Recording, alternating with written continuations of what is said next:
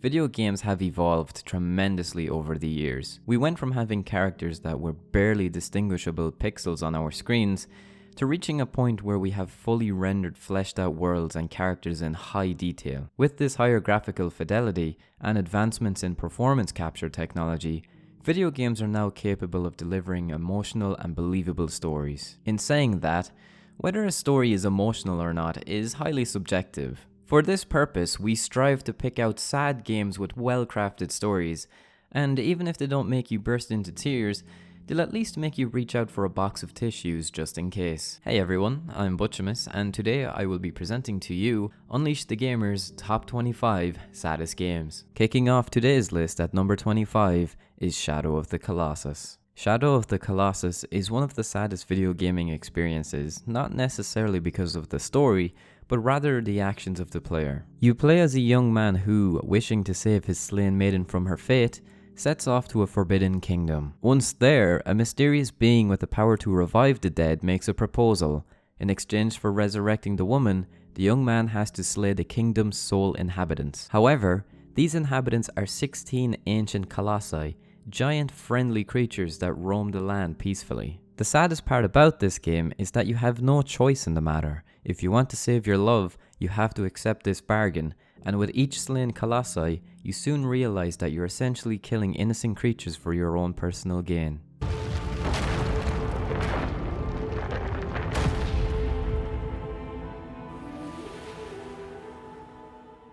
Following that at number 24 is GRIS. GRIS is an indie masterpiece of outstanding beauty, where every frame becomes a painting. Despite its vivid aesthetic, GRIS is a game all about loss and self-discovery. There is almost no text, and instead designers use color, delicate art, universal icons, and a haunting soundtrack to convey the story of a young girl who lost herself and her voice. The color of the canvas is a manifestation of GRIS's emotions. The world changes around her to reflect her feelings.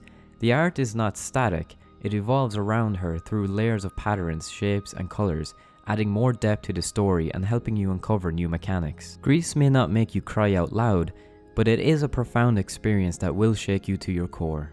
Next in at number 23 is TELLTALE's The Walking Dead series. Unlike the TV show bearing the same name, TELLTALE's Walking Dead is less about smashing zombie heads to pieces and more about the human condition. It's about making tough decisions in desperate times, decisions which aren't easier to make even when you or your friend's survival is at stake. There's a lot to say about this game, but it would be a shame to spoil it after all these years because it is such an impactful experience. So if you haven't already, make sure to try it out. There's one thing, however, we can say without spoiling the story. It's a zombie themed game, so don't expect a lot of happy outcomes. In at 22 is Brothers, A Tale of Two Sons. Brothers puts you in control of two unnamed siblings, little brother and big brother, who both leave to find a cure for their sick father. The premise is as simple as it gets. Each brother is assigned to one of the sticks on your controller, and the gameplay, which mainly consists of simple puzzle solving, is built around this concept. It might not sound like much, but the thing is, our brains are accustomed to working solo, and once you learn how to control the two characters, you'll feel the bond between the brothers grow. The relationship between the brothers and the emotional impact of the game's story is made even stronger due to the fact that none of the characters speak a single word of a recognizable language. There's nothing much else to say without spoiling the experience, so if you haven't had the chance to play Brothers, A Tale of Two Sons, please do so.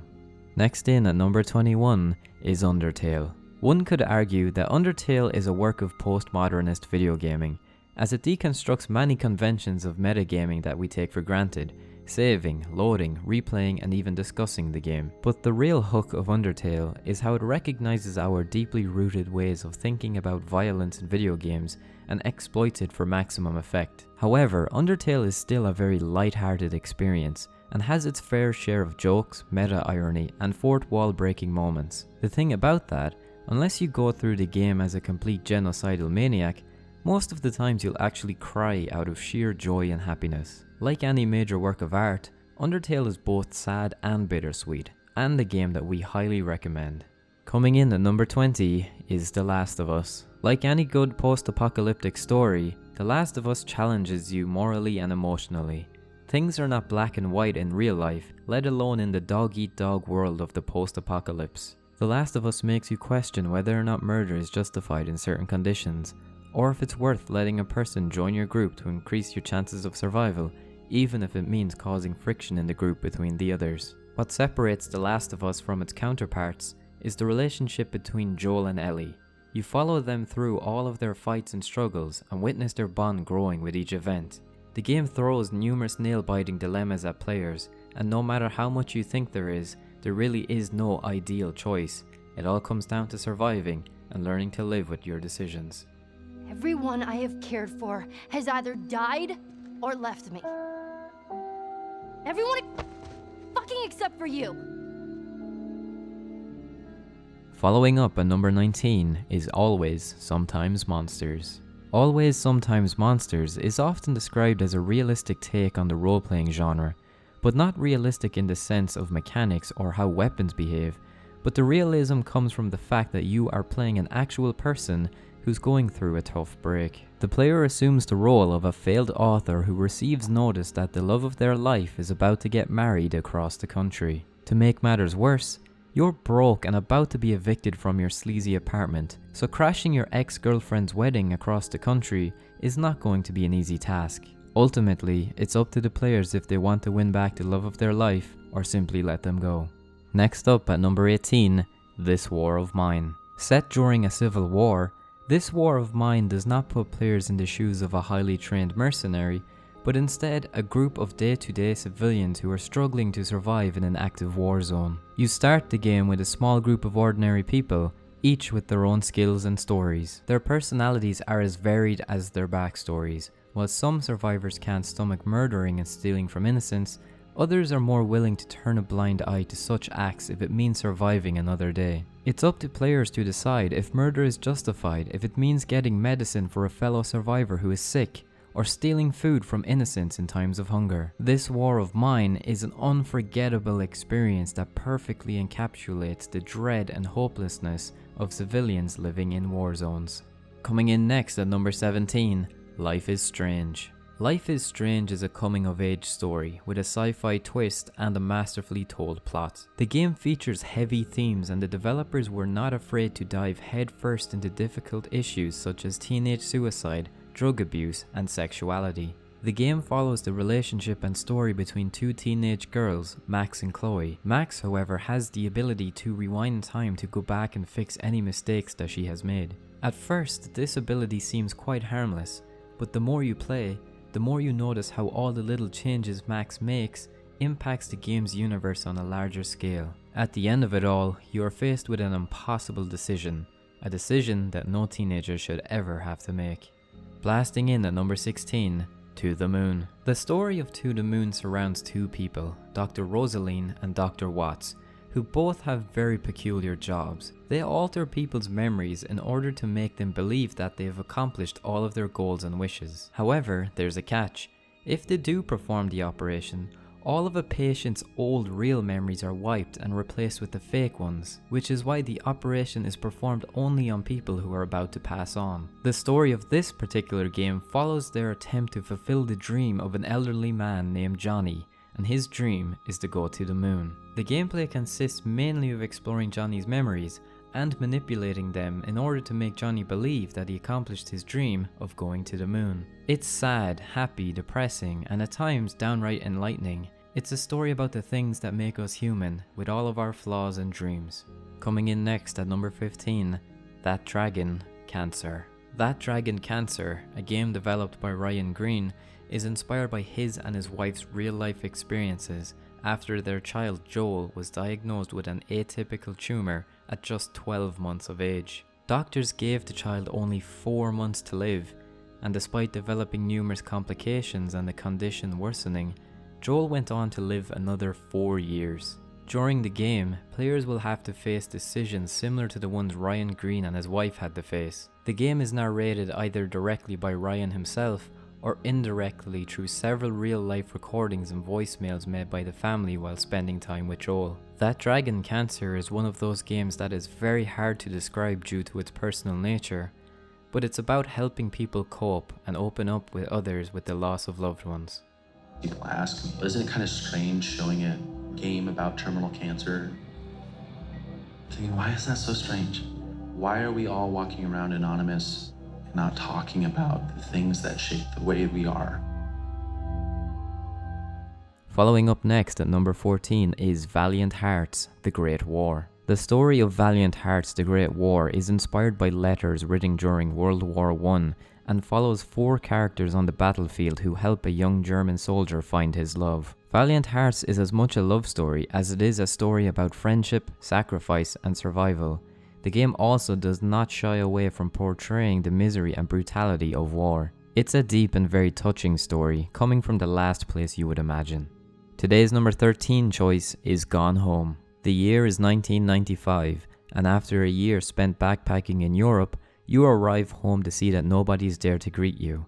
So you start poking around the house to find out why everybody is missing. Gone Home is essentially an interactive story that is unfolded as you go through the family's objects. The emotional impact of the game, however, comes from rummaging through the family's possessions and discovering their personalities bit by bit. As you go room by room, you begin to learn more of the family's history.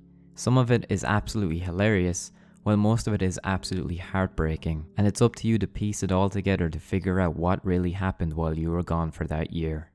Next in at number 12 is Ori and the Blind Forest. Right from the start, Ori's entire world implodes on itself, and she is left alone in an uncaring world. As you begin the adventure, you can feel Ori's sadness right away from the way that you control her movement. She is slow, unsure, and afraid. Barely a few seconds into the actual gameplay, and Ori falls asleep, exhausted from grief. However, as you progress through the game, there is a change of pace and some challenge is introduced. The music, art style, and overall presentation of Ori and the Blind Forest feels like a Disney animation at heart, and is probably where it got its inspiration from. The game overall is gorgeous and challenging, and you'll be happy to know that a sequel, Ori and the Will of the Wisps, is releasing later this year. In at number 11 is Transistor. The story of Transistor follows Red, a famous singer in a city called Cloudbank who is attacked by the Process, a robotic force commanded by a shady group known as the Camerata. After barely managing to escape, Red comes into possession of the Transistor, a mechanical sword which is meant to bring her death. However, the Transistor seems to have absorbed the voice and consciousness of its last victim, along with Red's voice, who is now physically incapable of speaking. From start to finish, Transistor is a beautifully crafted game with a great story that will make you go through the whole spectrum of emotions. It's a short and sweet exercise of masterful video gaming that will satisfy those who are looking for an intense experience. Kicking off today's top 10, Last Day of June. Last Day of June is an interactive adventure game about love, loss, and grief. Despite its colourful palette, which certainly adds a layer of charm to the game, Last Day of June launches some pretty tough dilemmas at players and asks you, what would you do to save the one you love? Where do you draw the line between saving and protecting your loved one if it means hurting others? Is saving your loved one to the detriment of others even considered a display of loyalty and strength, or is it purely an act of selfishness? It's hard to even say if there's a right or wrong answer to these questions, so the least we can do is acknowledge the full extent of our actions and live with the consequences. Last Day of June does a marvelous job of exploring and debating these dilemmas, while offering even fewer solutions. And sharing today's number 9 spot is both Max Payne 1 and Max Payne 2. The first Max Payne game puts you in the shoes of a cop whose family was brutally murdered by a group of junkies. After finding out that these junkies were under the influence of a drug called Valkyrie, Max decides to transfer to the DEA and put the people responsible for plaguing the streets of New York with this drug behind bars. Max, however, is unwillingly drawn into a shadowy conspiracy and framed for the murder of a fellow cop. From this point forwards, with nothing to hold back, Max goes on a rampage, hoping to bring down the people responsible for his family's death. The game itself is a comprehensive exploration of Max's psyche, and at no point in the game does he attempt to justify his actions. Max is simply a man who has nothing to live for anymore, so he might as well just try and unravel this conspiracy before going out with a bang. When Max eventually completes his quest for revenge, we move 2 years forward into the sequel, where Max is back with the NYPD as a detective, and it seems like he got his life back on track too. However, not everything is as it seems on the surface, and Max is only a few steps away from falling back into his same old destructive habits. The difference being that Max's actions in the first game were purely reactive, whereas this time around, there's really no reason for him to do what he's doing. When you're waking up, the world is a blur. What was clear in a dream suddenly makes no sense. No surreal rescues, no easy, magic way out.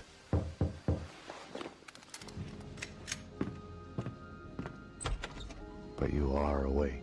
Next in at number 8 is HELLBLADE, SENUA's Sacrifice. While mental illness has been used in many video games as a mechanic, few studios actually utilized it as a vehicle for exploring the realities of mental health. HELLBLADE's gameplay is molded around the dark and incredibly profound story of a young woman as she journeys through her personal hell. However, it is less a journey through the real world and more of a journey of the mind. The hardest battles are fought in the mind, and this is a theme that permeates through the entire game. Understanding what actually happened in the game's reality is almost impossible due to Senua's mental psychosis, but that's not really the point anyways.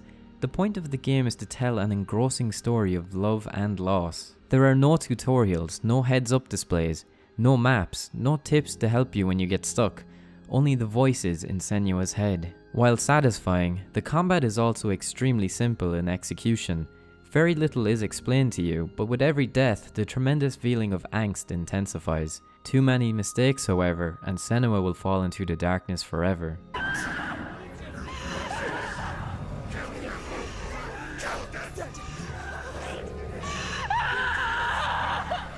Following that at number 7, Night in the Woods. Night in the Woods is a story-focused exploration game that takes place in Possum Springs, a small town populated by zoomorphic animals. The small crumbling town of Possum Springs serves as the perfect backdrop for the themes explored by the game's story, which include depression, anxiety, loneliness, mental illness, the economic perils of the lower and middle classes, and more broadly, the death of small-town America. The emotional punch, however, is not delivered via dramatic scenes, but through the implication. The characters are light, quirky, sarcastic, and a joy to hang out with, but you can't shake off the feeling that there's something more to them than they let on. Once a booming mining town, Possum Springs is succumbing to a slow death, and to make matters worse, some of its inhabitants have been disappearing one by one into the woods. Night in the Woods is not necessarily a game that will make you cry uncontrollably, but the sheer emotion expressed by its well-written characters and the town itself will get you eventually. It's not sad, but melancholic. In at number 6 is Stardew Valley. While Stardew Valley is surely not devoid of humour and silliness, with the quirky small town setting contributing to that, one can't help but notice an underlying sadness that isn't so obvious from the start. Though at the start of the game your primary objective seems to be bringing your grandfather's farm back to its former glory, after a while you realize that it's more about aiding the community indirectly through your entrepreneurial efforts. Your neighbors surely need your help as the town's economic stagnation has left them with no options. Your neighbors also have real biting stories, such as the alcoholic mother who became unemployed after the town's bus service was shut down, the vet with PTSD, the teenage boy who dreams of becoming a rock star but can't escape, the old couple who nostalgically reminisce of the good old times. This all makes Stardew Valley so much more than a mere farming sim. It's about a group of people who, despite their happy-go-lucky attitude, need something to look up to, and as the newcomer with the huge farm, you can be the strong figure that these lost people desperately needed. And kicking off today's top 5 is Dark Souls. Dark Souls has challenged the RPG genre through its compelling and hazy narrative. Its story isn't shared through unskippable cutscenes, but via thoughtful one-off touches that are so easily missed. Developers want you to pay attention to the items, the world's architecture, loot placement, sparse NPC dialogue, and hundreds of other subtle little touches. If you're not paying attention, you might sleepwalk through an entire game without comprehending your role in the story. Without spoiling the story too much, when it comes to the end of the game, you have a good ending and a bad ending, and it's up to you to choose which you want. But in the world of Dark Souls, it's not entirely clear if either of these endings are good or bad, or if anything you even did up to this point will really mean anything in the grand scheme of things. If Dark Souls doesn't make you cry at one of its many tragic NPC stories, then maybe you'll cry as you die to a boss that was only one hit away from defeat. Next in at number 4, The Cat Lady. The Cat Lady follows the story of Susan Ashworth, a 40-year-old woman who is going through a tough time.